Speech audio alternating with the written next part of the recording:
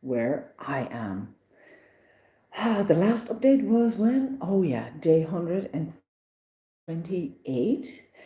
And after that, it all got crazy. And I have been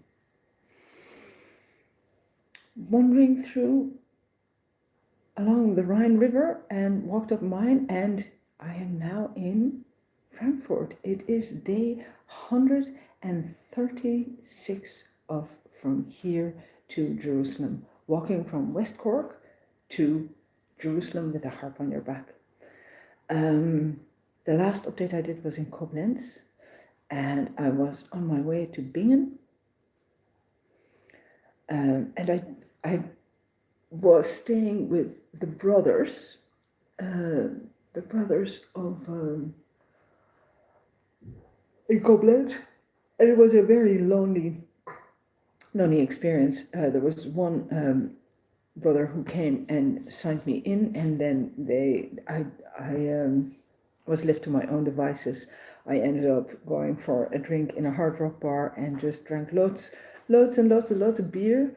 And the next morning, as the sun came up, I went out and I left and headed further down southeast along the Rhine. Now it's been exceptionally warm here in Germany, and so the Rhine levels are very low. And I had kind of decided that I would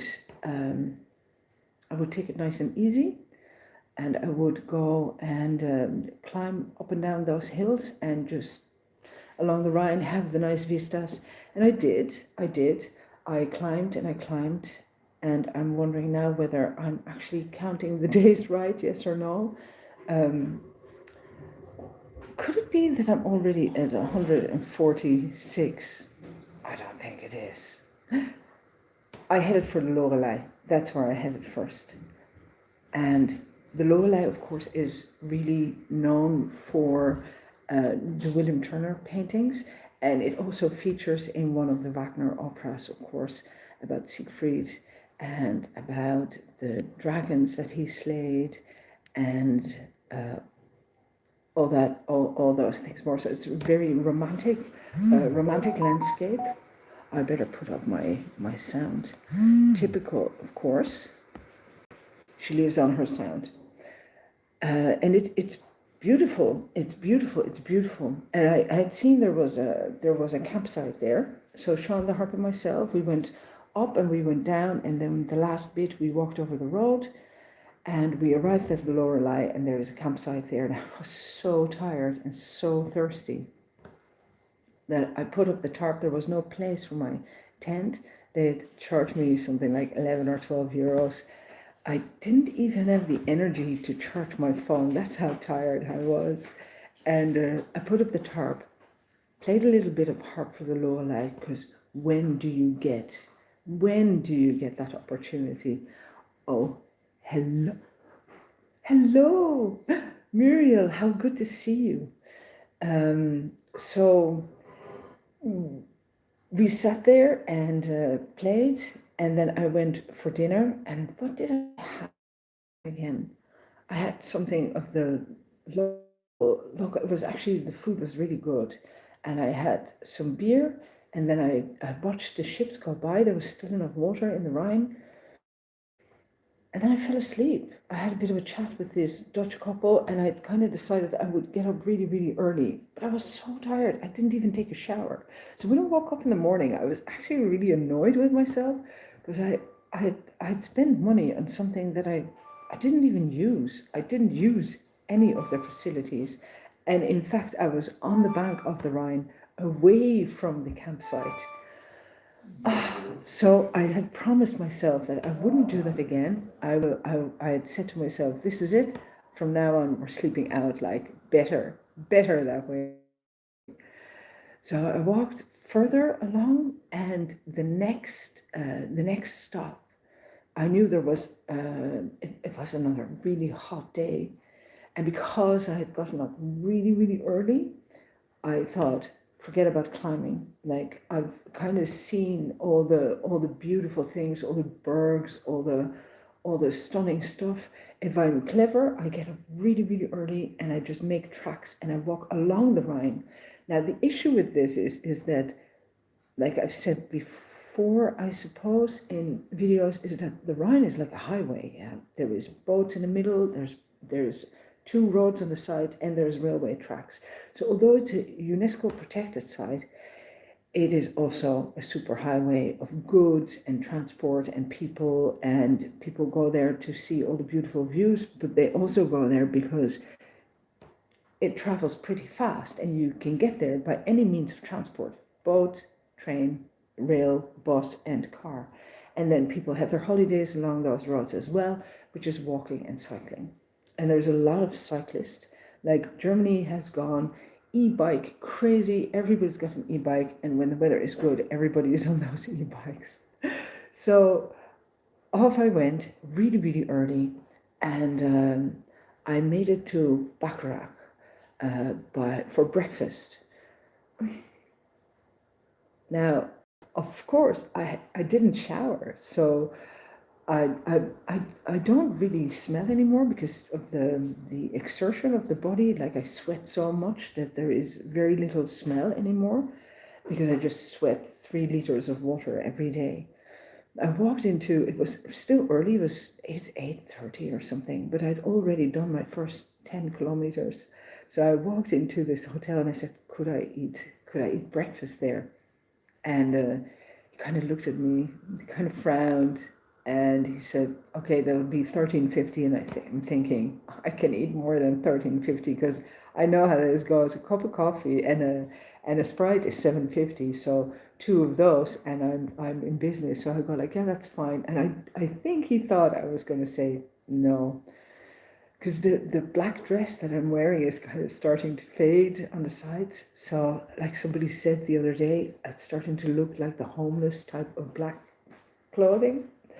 So I sat down and had my breakfast, like yogurt and muesli and bread and eggs and more fruit and all kinds of other things. And I have a big pot of coffee.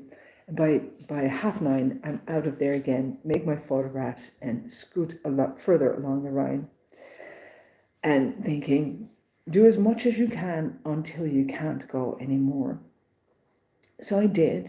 And then by the end of the afternoon, I'm thinking, I've had enough now. Now, I had seen on the map, there was a Croatian-German restaurant right on a camping, which had really, really good reviews and wasn't expensive. So I'm thinking, I'll eat there and then I'll just camp a bit further down, because I'd seen them with the other camping. The banks of the Rhine are they're empty at this moment in time. So I thought, great, that's what I'll do. I'll camp there, away from the camping. There was a church there. I'd spoken to my friend in Amsterdam, made sure that he had looked on the map that there was enough free space, and he said, oh yeah, no, behind the church there was loads of space, but what he couldn't see was that was like a hillside like this. So I set my compass to this restaurant. Did I rest then as well? I think I lay about on the bank of the Rhine for a while. They have like these lying seats, and there was time I had made good progress. So I was lying there and I got a bit of a tan. And I think I have, no, you can't really see it anymore. I got a bit of a tan line, and I had it there. I had a bit of a rest. And then walked on to this restaurant, and I found this guy. This guy is sitting along the road with his bicycle, and he's like scratching his head. He's going like, and I'm going, where does the road take you? And he goes like, oh, I live in Worms, but I went to Koblenz and I'm cycling back to thing, but I have no money, so I don't know what I'm going to do because I can't. I'm afraid to camp out. And I was like, oh, don't be scared. Like, just put up your camp and it'll be fine. Like, as long as you don't do it before the sun sets and you're away by the time that main traffic is coming up, then you should be fine. Oh no, that must be the day before Bahara. It's somewhere on that site, yeah, on that line. So I said to him, listen, you can come with me. I need to go for something to drink because I've been sweating like there is no tomorrow, and I'll be sleeping out on the banks of the Rhine anyway. So if you want to make camp together with me, that's fine. So he is there, and I go for it. They had really nice food. Like they really had nice food, and I was having chats with this woman in the kitchen, and I was having a really nice time. And this guy is kind of going like, how do you do this? Like, how long have you been on the road? And I'm going like, I've been on the road like 129 days, something like that. I've been on the road for a good while. And yeah, we make by the end, like it's about, what is it, the sun sets now. It was setting at around 9 o'clock. So we sat there, I had my dinner, I ate as much as I could because I was so hungry. And he's kind of watching me eat, and he's going like, no, he can't. Because the poor man, he didn't have much money, but he was also like, he was a big German fella, yeah. And I'm thinking, you're probably right if you don't need as much. And he's having like a Frankfurter with bread, which is like, they consider that like a light dinner here. Okay, no comment. And we have a few beers, and then I say, time to go. Like, the sun will set, I need to go check. And he goes like, there is no way through there. But I'd already checked everything. And I'm going like, of course there is a way through there. And then he goes like, no, we have to go this way. Same as always. Like, why do I even listen to people, yeah? So we go along the thing, and I go, no, this is the wrong way. We need to cross over there at the Rhine. Actually, there's a tiny little bridge. And he still insists that I'm wrong. So we come by the crossing now. Lucky there's so little water that we could just cross through the little stream that flows into the Rhine. And I go like, next time, yeah, I'm not listening to you. Like, whatever you say, I know what I'm doing. And he goes like, yeah, okay. So we come to the church. There's places there to definitely, around the church there was space enough. They had no drinking water at all. But I'd filled all my bottles at the campsite. So I said, like, I don't know what you're going to do. Like, I'd be happy to be here around the church, but I think I prefer to be on the Rhine itself. So we found a sandy place, and then he goes like, oh yeah, no, I can't go to sleep without washing it. And I'm going like, you go do what you got to do. Like, you got to do what you got to do. It's all fine by me. So he goes like, yeah, but I don't have swimming. I said, just if you need to wash, you need to be in the Rhine. I'm not getting in there. I've had my say about this. And before I know it, there's this stark-naked man, and he's jumping into the Rhine. He's swimming about. He goes like, this is really nice. And I'm thinking, oh, now I got to deal with you. Like, he comes out, and he's standing next to me, like, all in his butt naked. And I'm going like, I'm giving him like, he starts the conversation again. I think, okay, make the conversation as heavy as you can, like make him think in my best German. I'm like talking about the ethics of all transport lines and I don't know what. And he is standing there. He obviously, like, he wants to do something, but he doesn't know how to. And then I go like, listen, it's time to sleep. I need to get up like really, really, really early. So I'm going to sleep over there, and you're going to sleep. And he says, I'm not so sure I can sleep. Like, when you sleep outside, you sleep with one eye open. I said, I've been on the road for a while now. I know how it goes. But I need to rest. I don't know if you can sleep or not. That is really, I'm here. Your camp is safe. Like, it's be dark now in 10 minutes, and I need to go lie down because tomorrow morning I'm going to be out of here. So then, thank God, he just went to his sleeping bag, and I didn't have to look at the glorious, glorious round shapes of this man flaunting about. And he'd gotten more beer because he thought I was going to have another beer with him. And I said, no, I'm just going to lie down. Next thing I know, yeah, so I'm kind of lying there. The moon is coming up. There's boats coming by. The trains are coming by, and I'm thinking, I can do this. I can sleep. All is good. And I kind of doze off. Next thing, I wake up. He's like 8 meters away, and he's going.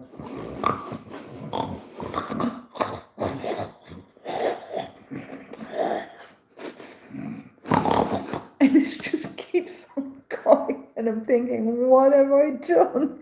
What have I done? It was bad enough with the trains and the traffic is nice and quiet and the boat, you can feel it on the sand, like it goes, "Ooh." But I hadn't like the snoring. And then every time he'd wake up, it would stop, of course, for a few minutes. I got through the night. I was a little bit tired the next morning, but I got through the night. And I was glad I'd said that I was going to lie down when I did, because it was about 7.5 hours that I got to lie down, feet up, all good. And he goes like, I didn't sleep a wink. And I said, trust me, friend, you slept plenty. You slept plenty, because I heard it when you were asleep, and you slept plenty, because I was lying there listening to you. And he was like, oh, I hope I didn't snore too much. And I'm thinking, if only you knew. But, can't hold it against a person, right? Because he's trying to travel the way that I travel as well. I have to have respect for it. So let me put it this way: we didn't share telephone numbers or our social media links. Like we didn't. He was a lovely man. It was. I don't mind sharing camp with anybody. And that was the day. Then I went to Baccarat. That morning I arrived in Baccarat, and you could really see the water coming lower and lower and lower. Baccarat is a really beautiful medieval town, very, very, very pretty.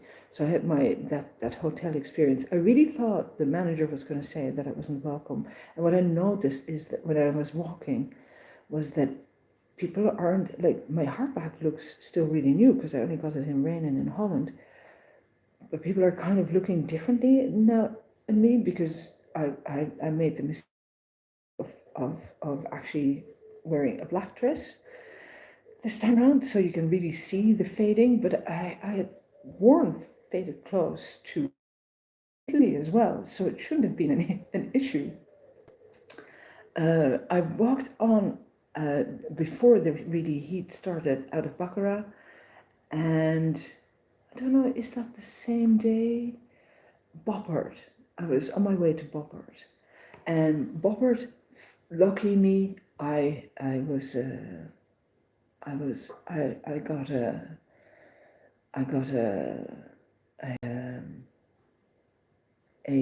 a couch surfing host.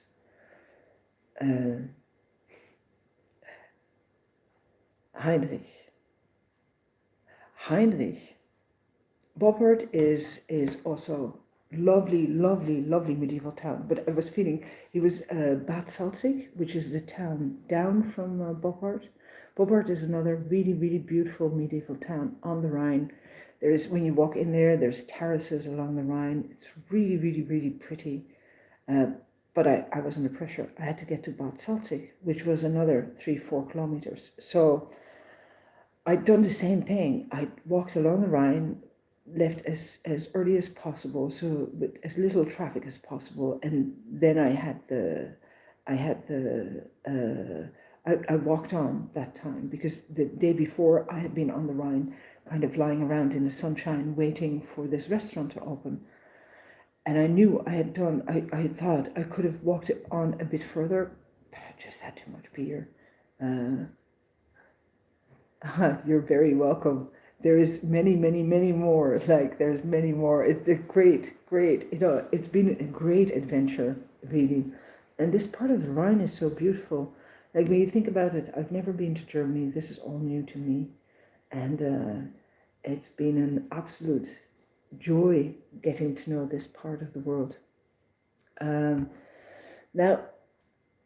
Bad Salzig, I came through Boppard, and then I was under pressure a little bit. I walked onto Bad Salzig and met Heinrich. And Heinrich is a man who's a tiny bit older than I am. And he used to live in a cabin in the woods. But he has now moved to Bad Salzig because his in-laws, they have, or his sister's husband's family is originally from there. And they had a house and they're doing it up, and he offered that he would live there for a while. Now, Bad Salzig also has like a bit of a Kurort park behind there. And I had the invitation to do, a friend of mine had called SWR, which is like the local, the Rheinland-Pfalz television station, and they had asked me would I be okay if they'd come on Monday and walk with me. I realized, looking at because I'd been scooting along the Rhine, and I thought I should go back climbing. Like, it's fine sleeping outside and stuff, but you should really also climb. And I'd done a bit of climbing in the morning, but it's like the Jakobsweg, it really stays on top of those hills. But of course, me with the harp, like traditionally, that's not how they would have walked. And there is like this story, this really famous English book from this man who walked the route that I'm more or less walking now, but went to Greece.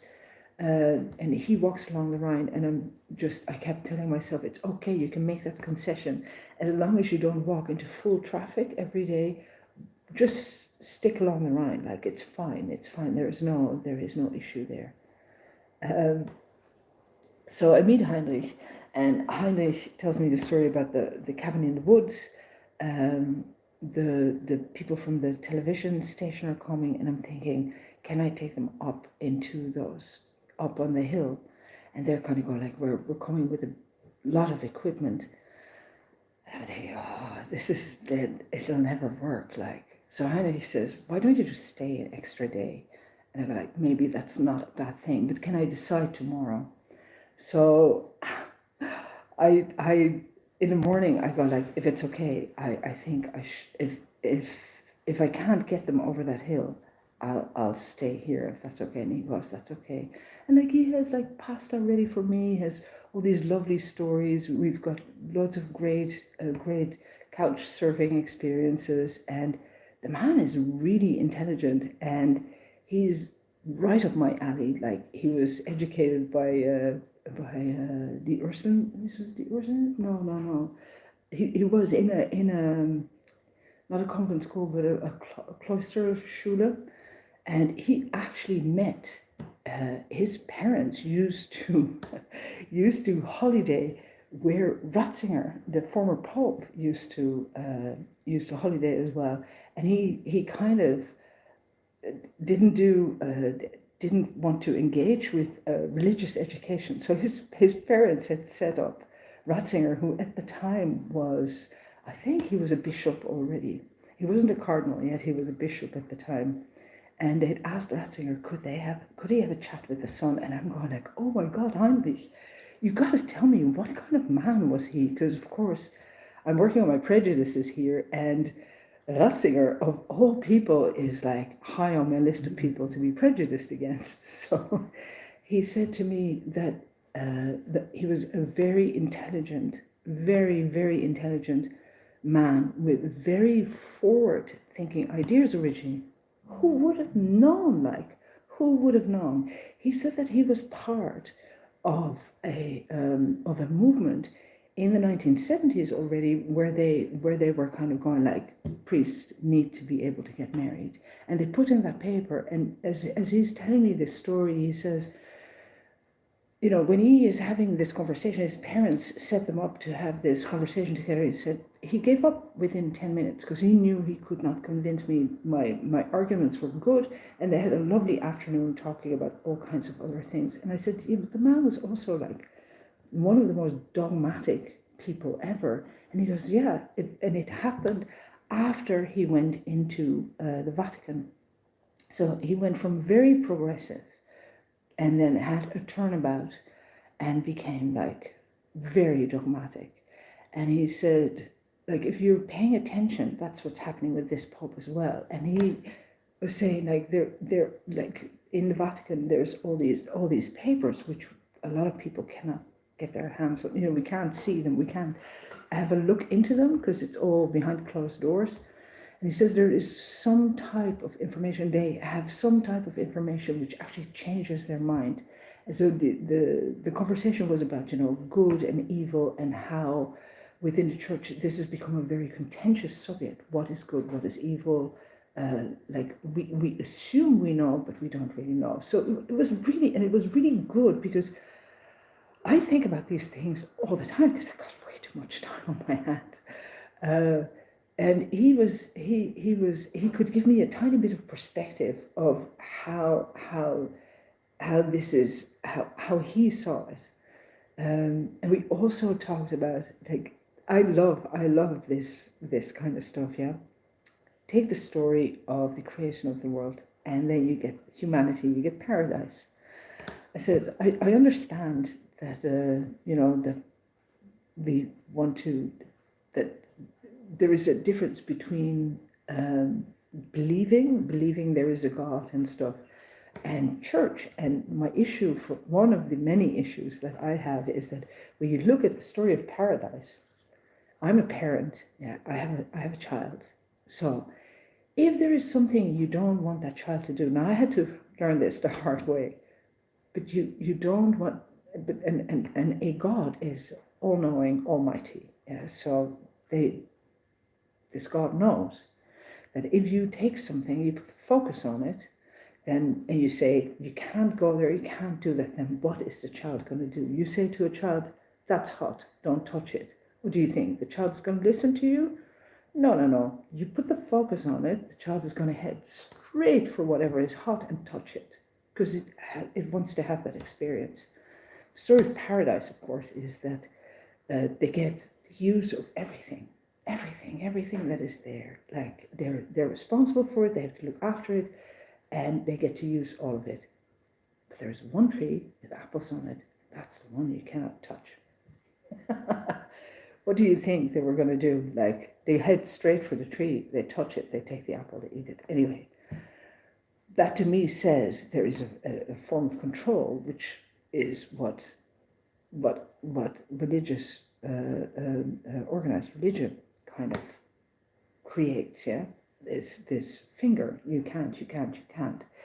It doesn't teach us to find out for ourselves in a way which is like way gentler, not to do certain things. That's problematic. And what does that mean, and what does that imply? So we're having these conversations, and it's really, really interesting. And I have a comfortable bed. He's really funny. The conversation is really good. He gave me lots to think about. And the next morning I get up, and at midday I'm going to meet these people. He gives me a key. He says, let me know when you'll be back, and we'll hang out for another evening. So they rock up, and they actually have an entire crew there, and we have a bit of. It was lovely, actually. It was really, really lovely. I got to express in German, in my Dutchy German, what it is to be a pilgrim, and how it was working for me. And we spent 6 hours, I think, working on this. They took me back to Boppard, which was also really nice,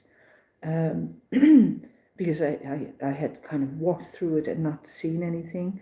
Turns out the half of the Netherlands is there on holiday, and there, of course, everybody's seeing the cameras, and I'm walking up and down these streets. Can you do it one more time? Can you do it one more? Can we go back to the? Can we go? Can you walk? Look that way.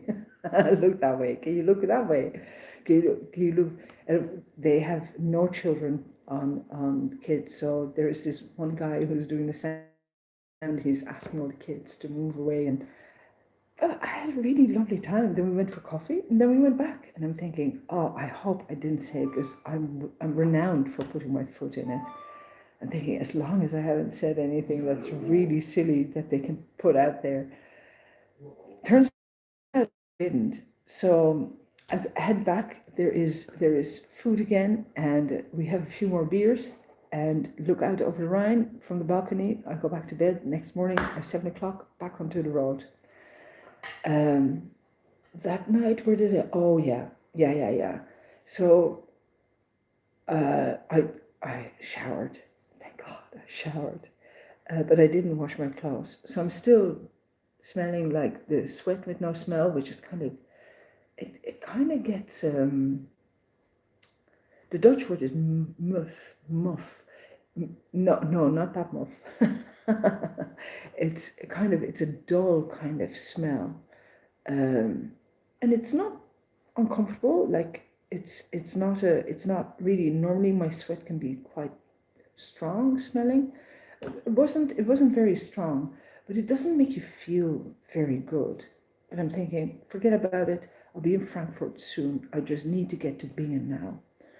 So Bingen is the next big step on the way, and yeah, I'm heading that way. Now again, there is campsites all along. I knew there was a campsite there. Again, with a restaurant that's recommended. What is it with Germany with recommended restaurants at campsites? But they have some interesting food. So I'm walking along, and I had the experience in the hotel in Baccarat was that I really got the feeling that they wanted to refuse me entry because of the way I looked, and like they made a point out of kind of and I kind of knew what was happening, but I didn't want to react to it. So next day, I'm heading for Bingen. I'm walking along. It's all doing good. I'm all doing good, and it's very hot. I'm sweating away happily, and I decide that it's better if I stay outside as much as possible, so that I don't have that confrontation of the smelly pilgrim with normal people. And how did I get to Bingen? Is there from Bad Salzig? Where do I sleep that night? I actually don't know. I do know, of course I know. I'm not sure now. Did I make it that day to Bingen? I think I did. No, I didn't make it to, I was on my way to Bingen, and I couldn't make it in one go. So I'm heading along, and I'm avoiding going anywhere inside. That's all fine. And then then the reactions of some people are really starting to change.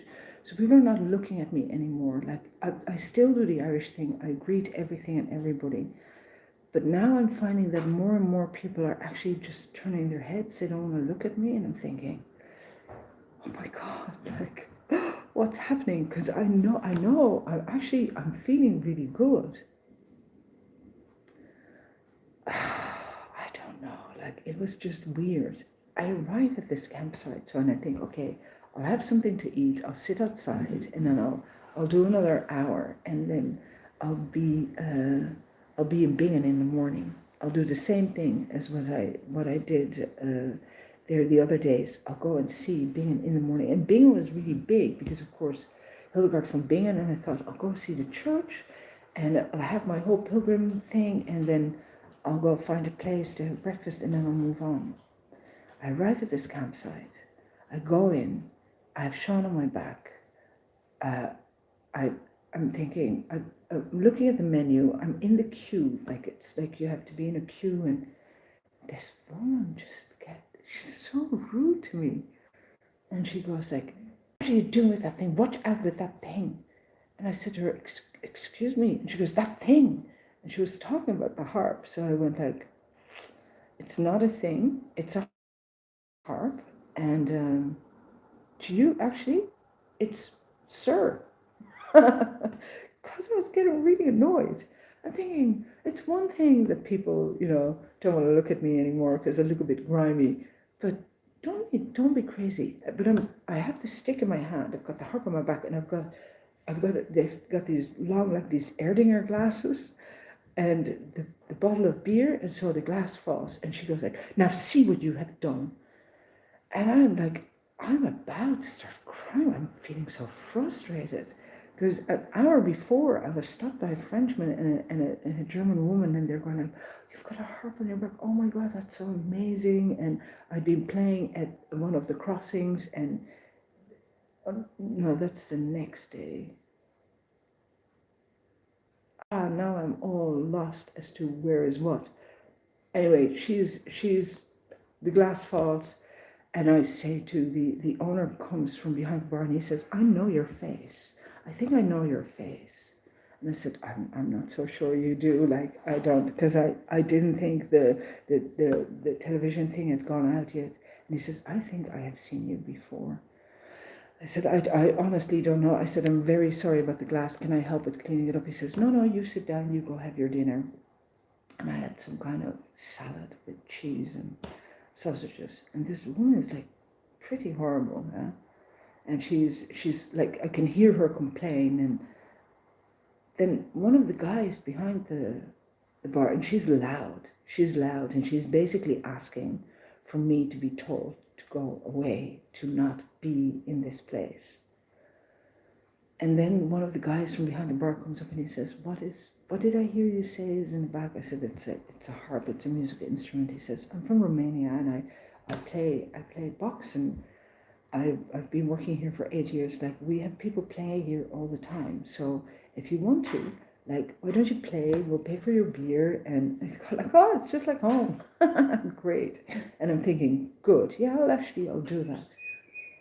So I take out the harp, I'm playing, and he says, "Oh, but you need to go around with the hat. Yeah, you have to ask people for money." And I'm thinking, oh, this is the bit I never like. Like, this is why I don't often go busking.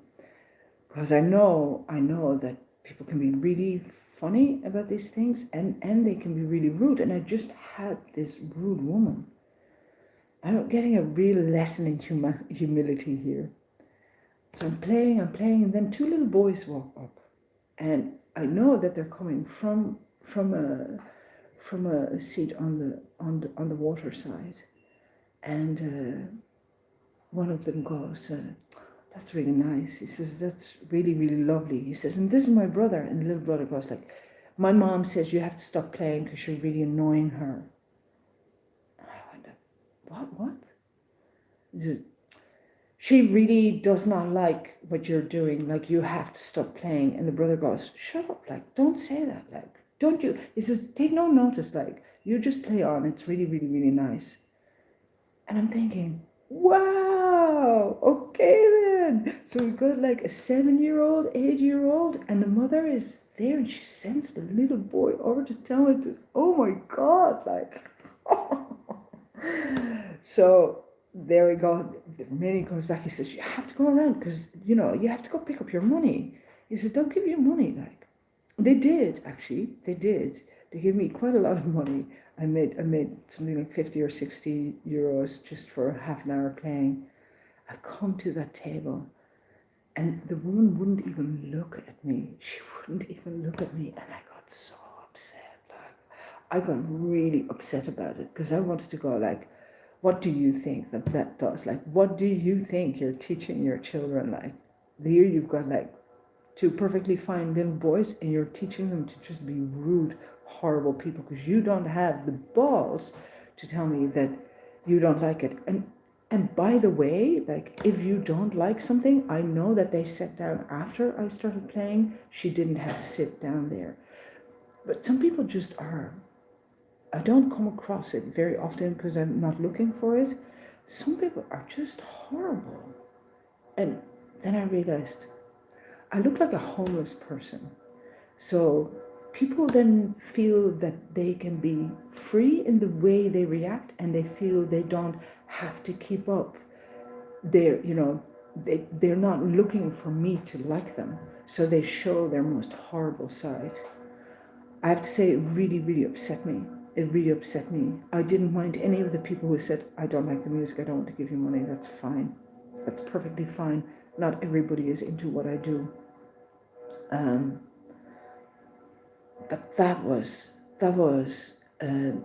that had nothing to do with the music, and it had nothing to do with me as a person. It had to do with the way I look. My mother always used to say that no matter what, you should always make sure that your clothes are mended and that they look clean and ironed. And I always used to laugh at her. But I learned something really horrible about people in general, is that for whatever reason, yeah, I'm on the road constantly and I don't have a roof over my head. That's right. Not every day anyway. And my home is very far away and I've walked to this place. That makes me kind of homeless at this moment in time. And that gives some people the idea that they can be free in negative expression. So they feel they don't have to treat you like a full human being. That hurts. That really, really, really, really hurts.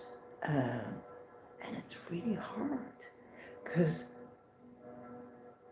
I realized that I'm a pilgrim. I've brought this upon myself. This is the lesson I have to learn, is that not... sorry. So we're back again. I have actually trouble with every single person who doesn't see any other human being as a full human being. That is what I learned that day. So it was hard. I swallowed. The guys of the camping were really nice, and they were trying to get me a caravan to stay in for that night. And I couldn't stay. So they were giving me cake and more drinks, and I went, did I want more coffee? And I went like, no, thank you very much. I had like a Sprite, and I packed up my piece of cake and I ran away from there. And I cried, and then I found I was in this. I kept walking, and I made my camp in a field that night, and and I just had a good. I get upset now again even thinking about it. And actually, that was the day after Bingen. So I'm going backwards and forwards. It was really hard. It was really hard. I've never had that in my life.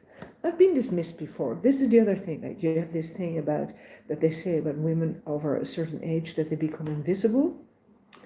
I'm fairly sure I'm not an invisible person at this moment in time, because I feel like there is a light inside of me, which I haven't had shining for a long time, and it's shining now again, and it's a really, really lovely feeling.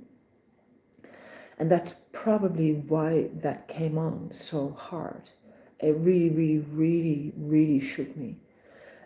So now Bingen, I had arrived actually in Bingen the day before, and it was really disappointing. I hate to say it, but I was really early, and I walked into the town, and the church wasn't open. It wasn't going to be open before I left.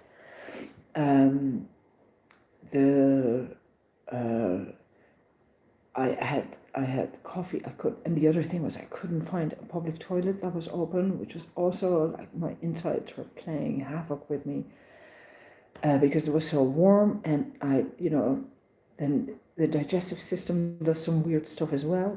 So that was I had been in Bingen in the morning, and in the afternoon I had been at this fair site where they have the boats going over the Rhine, and this is the place where they are talking about now all the time at Bingen, where the boats can't get through, where the water is so low, because it's really, really wide, and there is it's so wide that there's islands in the middle, and you can't really get there. So I'd stopped when it was really, really hot, to take a break and to check was there any shade on the rest of my route. And I met these two women there, one American and one German, and I'd been playing, and they'd been giving me money, and we'd been drinking together. It was really, really, really lovely, nice. They had lots of questions for me. There were some other Germans, there were some cyclists, and then after that, I had that experience with these women on that campsite, and I realized that if I don't want to have those experiences, then I need to really, really make sure that I wash my clothes every few days, and that I do stay on campings and stuff. But on the other hand, I was thinking about Saint Benoit de Labre from that little saint that I came across in France when I went to Rome, and like he didn't wash for 16 years, and he was like fahoch when he was a preacher. They would give away everything that they had because they felt that other people had less than they had, and I don't feel I've got nothing because I've got the harp and I've got my health. I've got this light that is shining inside of me now. So I don't feel I need to. The washing of the clothes in 2-3 days, if it's really, really hot weather and I've been sweating, I don't think that that's an issue at all, and I don't think I want to change it. So after that experience anyway, I arrive in the late morning, I arrive in Mainz, where I'm going to see the Dome, of course, the church, and I go for something to drink, and I'm thinking, for something like orange juice and coffee just to keep the hydration levels up. And the same thing happens. Like there is this one girl who is serving on the terrace and she's nearly not willing to serve me. But there is a group of elderly people, they've seen my Camino shell and they're going, oh, you're a pilgrim, where are you going? And they had like, they looked really wealthy. So because they were talking to me and I wasn't like reacting to that, she kept like, she really make like a big loop around the tables not to have to engage with me. And then when she wouldn't serve me. So it wasn't until these people said something about it that she served me. And I thought, I'm not giving in, like I'm not giving in. And I had a totally normal conversation. So some people are able to see through all of this, and then there's people who are just, it's a kind of short-sightedness. It's this idea of where people want to see the separation. So I went into the Dome, I got my stamp, and then there was a guy who was going through the bins, and I still had bread and cheese in my bag, and he was kind of looking up, and I thought, this is it, like this is where I was placed yesterday. And I said to him, are you okay? And so I looked at him straight in the face, and I said, are you okay? And he kind of looked away. I said, no, it's okay. I said, is there anything you need? And he goes like, I said, I've got bread, and I've got cheese, and I've got water. What can I give you? And he kind of went like, so I said, hang on. So I gave him a bottle of water, and I gave him the bread with the cheese. And then he went like, oh, danke, and he ran away. And I thought, you see, this is what happens. If you keep treating people like they're really, really awful because they're not dressed the right way or whatever, trust me, it's not about that. That man deserves everything that I have as well. And I suppose I've learned a lesson, I've learned a big, big lesson there. And then I went to buy new bread and new cheese because I need something to eat along the way as well. And the guy behind the cheese stand, he goes like, oh my God, you've got a harp on your back. And I go, oh my God, you're the first person since Wales who knows that it's harp. And he goes, I saw you yesterday. I saw you playing along the road. That's how I know. And I'm like, oh, that's really great. And he sold me like this cheese, is black cheese, and it tastes like lemon cheese. Who knew that existed? And a piece of Swiss cheese. And then this couple stops and they go like, oh my God, you're a pilgrim, that's amazing. And this old woman, and we're making a photographs. It's on the square there and holding up the whole thing.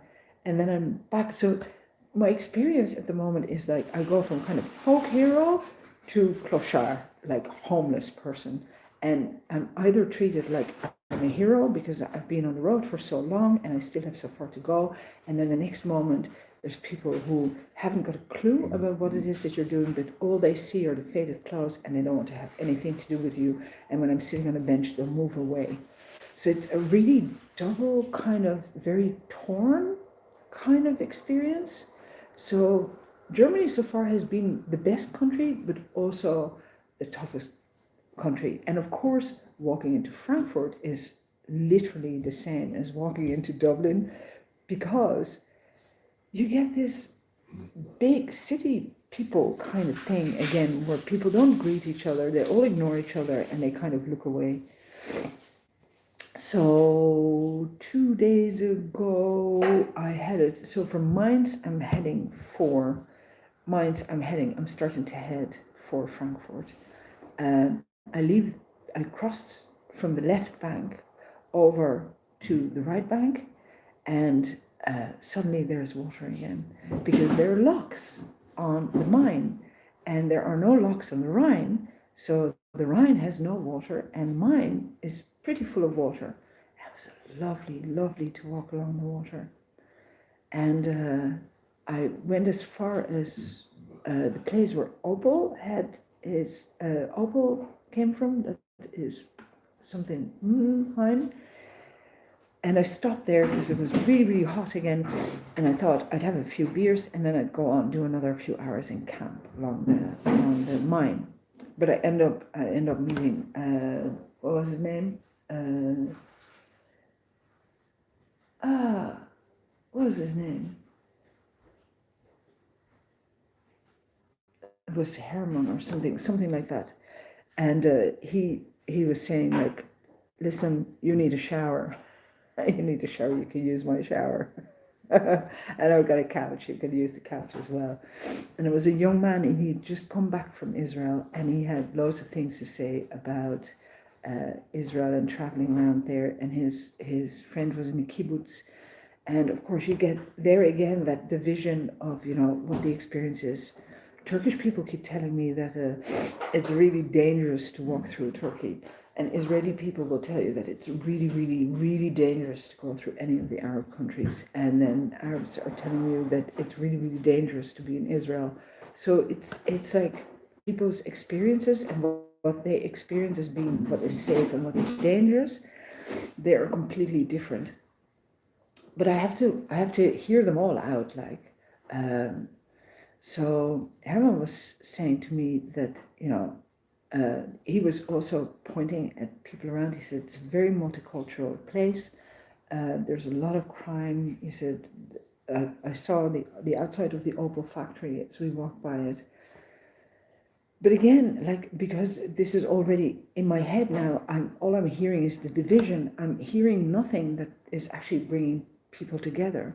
So I promised myself that the next day I wouldn't just eat German food. I would go out of my way to eat something Middle Eastern, because after all, that's where I'm heading. And I had a good shower, but I washed my hair and I forgot to plait it before I went to bed. And now I've got one big knot in my hair. It's like a big bird's nest, and I can't comb it out. So I need to go find something like a hair mask to actually untangle the whole thing. I cannot get a brush or a comb through it. Like, it is like all matted. But that's never mind. We had good fun. I had my first taste of apple wine, which is like this part. So I've come out of Rhineland-Pfalz, and now I'm in Essen.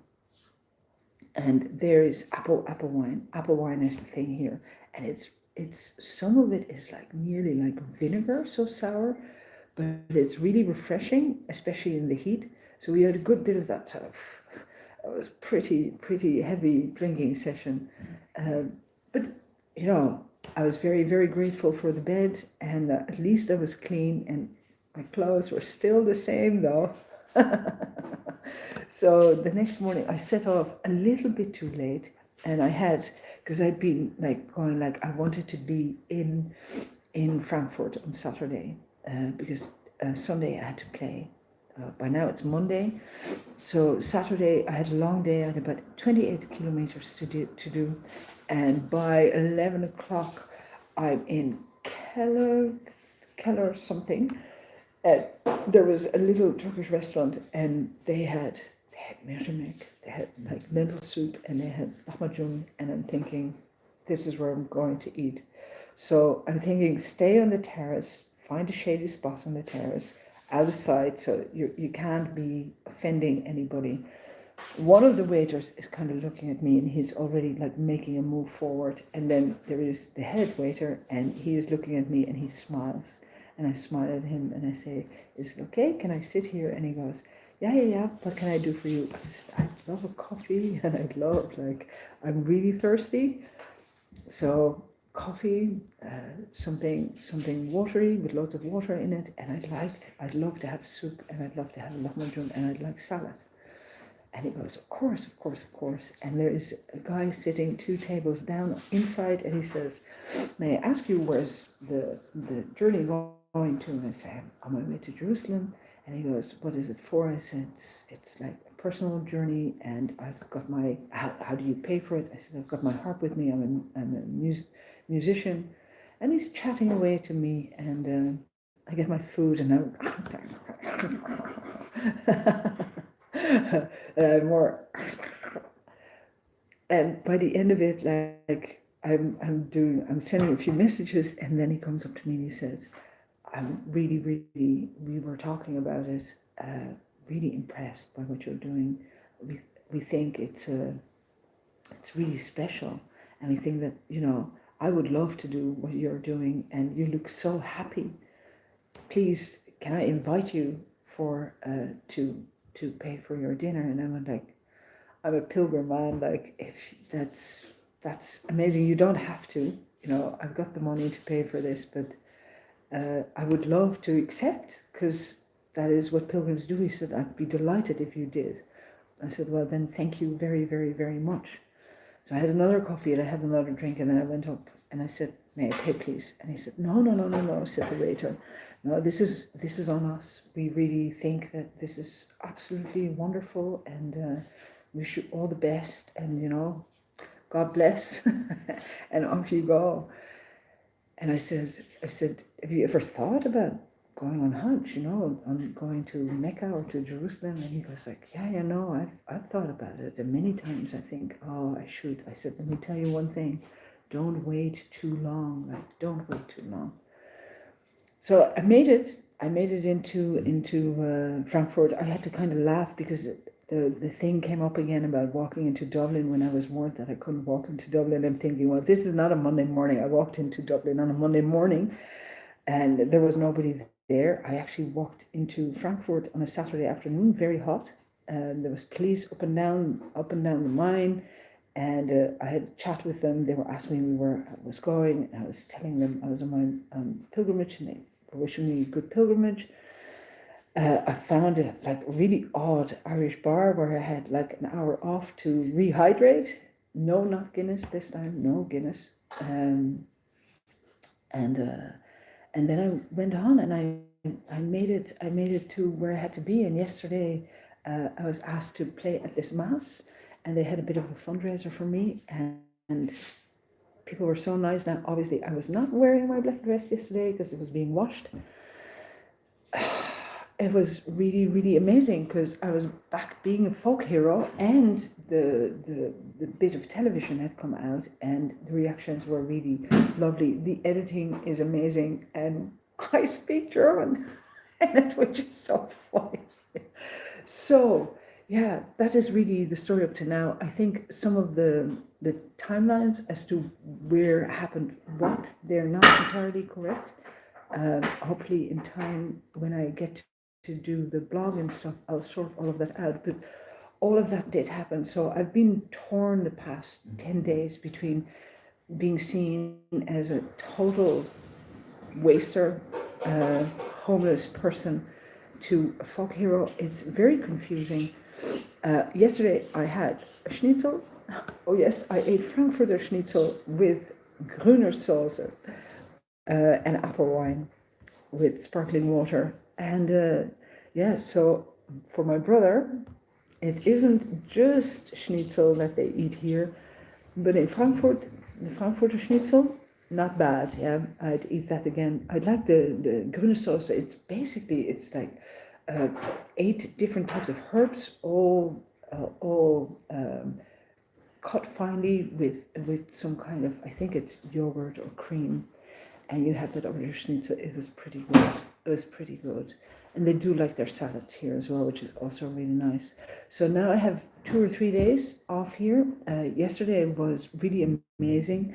This church is run, it's a ecumenical church, and the praise there was Oh, really engaging. So all the complaints that I've been having about some of the masses, the Catholic masses, where you see priests that are really focused on the rituals, and they don't seem to have a connection to their congregation.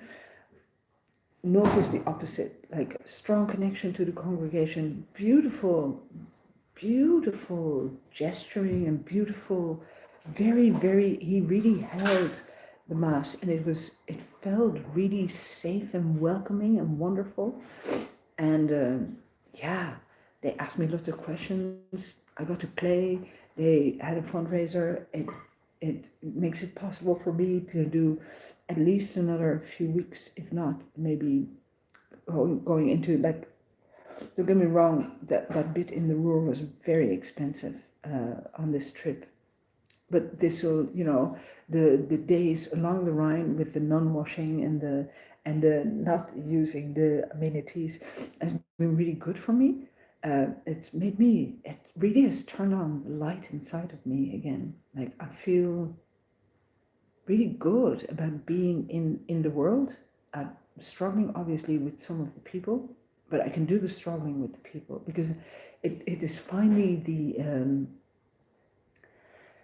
this thing that I always say, about me loving individuals and hating humanity. Now I like some humans and I don't like other humans, which actually is an easier thing for me, I suppose, because it's less confusing.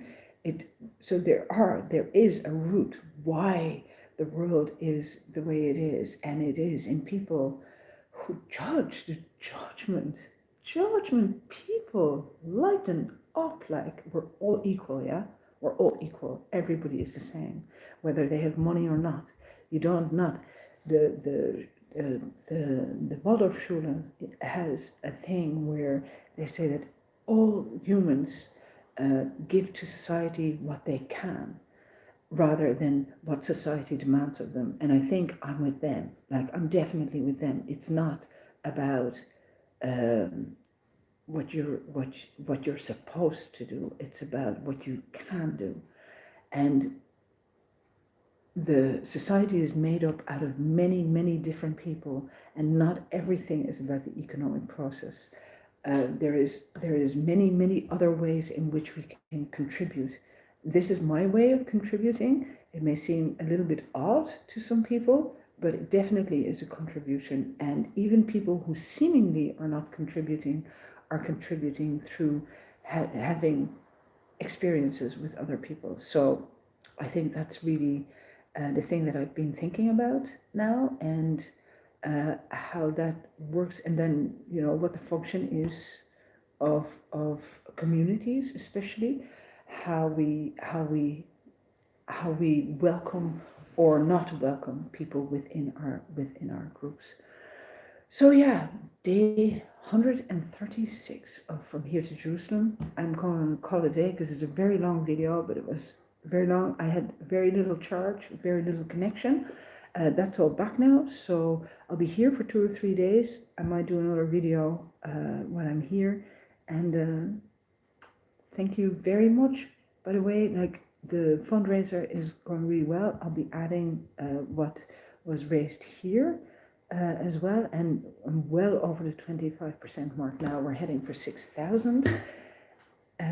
20,000 is what the whole trip I estimated will cost me.